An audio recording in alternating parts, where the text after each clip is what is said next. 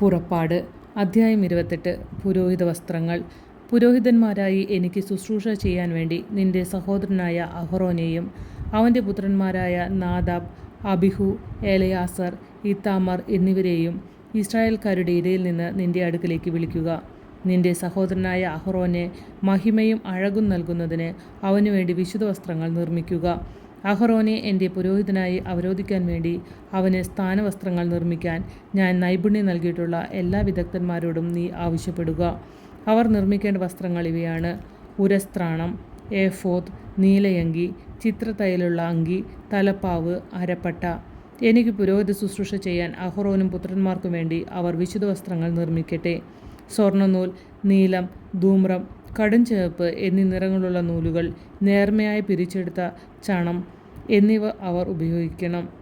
സ്വർണ്ണനൂൽ, നീലം, ധൂമ്രം, കടുംചുവപ്പ് എന്നീ നിറങ്ങളുള്ള നൂലുകൾ, നേർമയായി പിരിച്ചെടുത്ത ചണം എന്നിവ ഉപയോഗിച്ച് വിദഗ്ധമായി അവർ ഏഫോദ് നിർമ്മിക്കണം. അതിൻ്റെ രണ്ടറ്റങ്ങൾ തമ്മിൽ യോജിപ്പിക്കുന്നതിന് അതിൽ 2 തോൾവാറുകൾ പിടിപ്പിക്കണം. എഫോദ് കെട്ടിയുറപ്പിക്കാനായി അതിന്മേലുള്ള പട്ടയും സ്വർണ്ണനൂൽ, നീലം, ധൂമ്രം, കടുംചുവപ്പ് നൂലുകൾ, നേർമയായി പിരിച്ചെടുത്ത ചണം എന്നിവ കൊണ്ട് അതേ രീതിയിൽ തന്നെ വിദഗ്ധമായി നിർമ്മിച്ചതായിരിക്കണം. 2 വൈഡൂര്യക്കല്ലുകളെടുത്ത് അവയിൽ ഇസ്രായേലിൻ്റെ പുത്രന്മാരുടെ പേരുകൾ കൊത്തണം. അവരുടെ പ്രായക്രമം അനുസരിച്ച് ഓരോ കല്ലിലും 6 പേരുകൾ വീതം കൊത്തുക. രത്നശില്പി മുദ്ര കൊത്തുന്നത് പോലെ ഇസ്രായേലിൻ്റെ പുത്രന്മാരുടെ പേരുകൾ ആ കല്ലുകളിൽ രേഖപ്പെടുത്തണം. കല്ലുകൾ സ്വർണ്ണത്തകിടിൽ പതിക്കണം. ഇസ്രായേൽ പുത്രന്മാരുടെ സ്മാരകശിലകളായി അവ എഫോദിൻ്റെ തോൾവാറുകളിൽ ഉറപ്പിക്കണം.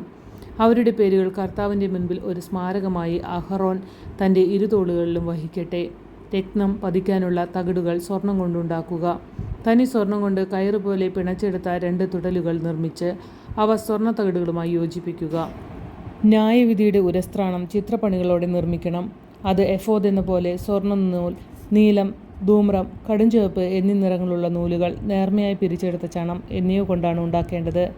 അത് സമചതുരത്തിൽ 2 മടക്കുള്ളതായിരിക്കണം. അതിന് 1 ചാൺ നീളവും 1 ചാൺ വീതിയും വേണം.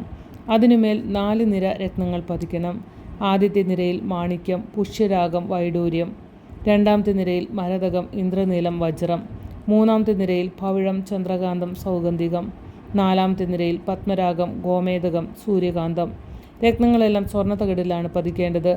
ഇസ്രായേലിൻ്റെ പുത്രന്മാരുടെ പേരുകളനുസരിച്ച് 12 രത്നങ്ങളുണ്ടായിരിക്കണം. ഓരോ ഗോത്രത്തിൻ്റെയും പേര് ഓരോ രത്നത്തിലും മുദ്ര പോലെ കൊത്തിയിരിക്കണം. ഉരസ്ത്രാണത്തിനു വേണ്ടി തനി സ്വർണം കൊണ്ട് കയറുപോലെ പിണച്ചെടുത്ത തുടലുകൾ പണിയണം.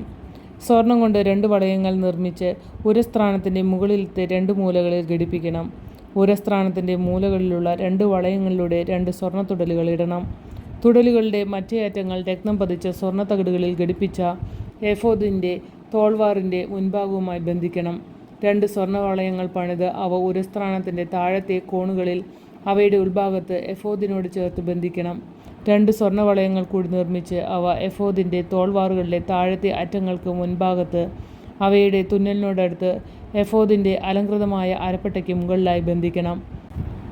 ഉരസ്ത്രാണത്തിൻ്റെയും എഫോദിൻ്റെയും വളയങ്ങൾ ഒരു നീലച്ചരട് കൊണ്ട് ബന്ധിക്കണം. അപ്പോൾ ഉരസ്ത്രാണം എഫോദിൻ്റെ അലങ്കൃതമായ അരപ്പട്ടയ്ക്ക് മുകളിൽ നിന്ന് ഇളകിപ്പോവുകയില്ല. അഹറോൻ വിശുദ്ധ സ്ഥലത്ത് പ്രവേശിക്കുമ്പോൾ ഇസ്രായേലിൻ്റെ പുത്രന്മാരുടെ പേരുകൾ കൊത്തിയിട്ടുള്ള ന്യായവിധിയുടെ ഉരസ്ത്രാണം ധരിക്കണം. അങ്ങനെ കർത്താവിൻ്റെ സന്നിധിയിൽ അവർ നിരന്തരം സ്മരിക്കപ്പെടും. ന്യായവിധിയുടെ ഉരസ്ത്രാണത്തിൽ ഉറീം, തുമ്മീം എന്നിവ നിക്ഷേപിക്കുക. അഹറോൻ കർത്താവിൻ്റെ മുമ്പിൽ പ്രവേശിക്കുമ്പോൾ അവ അവൻ്റെ മാറിലുണ്ടായിരിക്കണം. അങ്ങനെ അഹറോൻ തൻ്റെ മാറിൽ ഇസ്രായേലിൻ്റെ ന്യായവിധി കർത്താവിൻ്റെ സന്നിധിയിൽ നിരന്തരം വഹിക്കട്ടെ. എഫോദിൻ്റെ നീലയങ്കി നീലനിറമായിരിക്കണം. തല കടത്താൻ അതിന് നടുവിൽ ദ്വാരമുണ്ടായിരിക്കണം. ധരിക്കുമ്പോൾ കീറിപ്പോകാതിരിക്കാൻ ഉടുപ്പുകൾക്ക് ചെയ്യാറുള്ളതുപോലെ നെയ്തെടുത്ത ഒരു നാട ദ്വാരത്തിനു ചുറ്റും തുന്നിച്ചേർക്കണം. നീലങ്കിയുടെ വിളുമ്പിനു ചുറ്റും നീലം, ധൂമ്രം, കടുംചുവപ്പ് എന്നീ നിറങ്ങളിൽ മാതള നാരകങ്ങളും തുന്നിച്ചേർക്കണം. അവയ്ക്കിടയിൽ സ്വർണ്ണമണികൾ ബന്ധിക്കണം. 1 ഇടവിട്ടായിരിക്കണം സ്വർണ്ണമണികളും മാതള നാരകങ്ങളും തുന്നിച്ചേർക്കുന്നത്. അഹറോൻ പുരോഹിത ശുശ്രൂഷ ചെയ്യുമ്പോൾ ഇത് ധരിക്കണം. അവൻ വിശുദ്ധ സ്ഥലത്ത് കർത്താവിൻ്റെ സന്നിധിയിൽ പ്രവേശിക്കുമ്പോഴും അവിടെ നിന്ന് പുറത്തു വരുമ്പോഴും അതിൻ്റെ ശബ്ദം കേൾക്കട്ടെ. ഇല്ലെങ്കിൽ അവൻ മരിക്കും. തനി സ്വർണം കൊണ്ട് ഒരു തകിടുണ്ടാക്കി അതിന്മേൽ ഒരു മുദ്രയെന്ന പോലെ കർത്താവിന് സമർപ്പിതൻ എന്ന് കൊത്തിവെക്കുക. ഒരു നീലച്ചരടുകൊണ്ട് അത് തലപ്പാവിൻ്റെ മുൻവശത്ത് ബന്ധിക്കണം. അഹറോൻ അത് നെറ്റിയിൽ ധരിക്കണം. അങ്ങനെ ഇസ്രായേൽക്കാർ വിശുദ്ധ വസ്തുക്കൾ കാഴ്ച സമർപ്പിക്കുന്നതിൽ വരുത്തുന്ന വീഴ്ചകൾ അവൻ വഹിക്കട്ടെ. കാണിക്കകൾ കർത്താവിൻ്റെ സന്നിധിയിൽ സ്വീകാര്യമാകേണ്ടതിന് ആ തകിട് അഹ്റോൻ്റെ നെറ്റിയിൽ എപ്പോഴും ഉണ്ടായിരിക്കണം. നേർമയായി പിരിച്ചെടുത്ത ചണം കൊണ്ട് ഒരു അങ്കിയുണ്ടാക്കി അത് ചിത്രത്തുന്നലാൽ അലങ്കരിക്കണം. നേർമയായി പിരിച്ചെടുത്ത ചണം കൊണ്ട് തലപ്പാവും ചിത്രാലങ്കൃതമായ അരപ്പട്ടയും ഉണ്ടാക്കണം.